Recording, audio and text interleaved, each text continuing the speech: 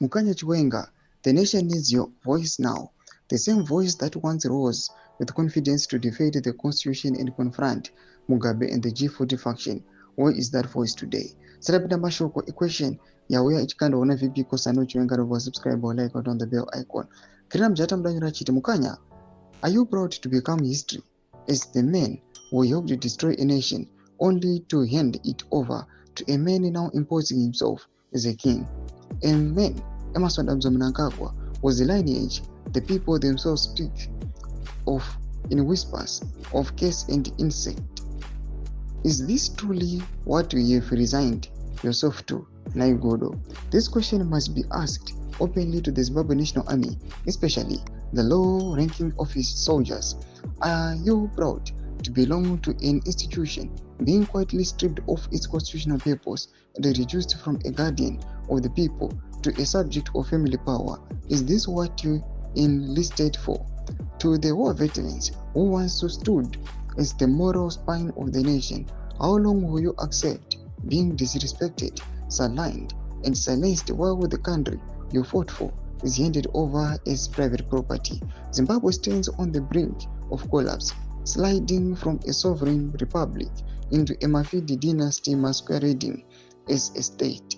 How do you sleep each night knowing that your face, your name, and your image were used as the public symbol of the case November 2017 coup? Your fellow comrades have since been handed and killed like prey. An entire people, the Zulu, are blamed for the sin of 2017, yet it was Valerius Fanda and Emerson Mnangagwa who executed that coup. Our people now suffer as subjects under the ruthless Vene minority and the Mnangagwa family. Each day, many of us struggle to give people hope, even through faith, that you will yet rescue the nation. Mkanya Chiwenga, my dear brother, you are not alone. The nation is waiting for your signal. If you have resigned yourself to fate, then be brave enough to speak. For how long? Africa has seen this moment before. It never announces itself as tyranny. It arrives dressed as reform, stability, efficiency, and modernization. Across the continent, leaders who fear the verdict of the people have learned that bullets invite sanctions, but constitutional amendments invite silence. What is being proposed in Zimbabwe under the Constitutional Amendment Bill 2026 belongs squarely to that tradition.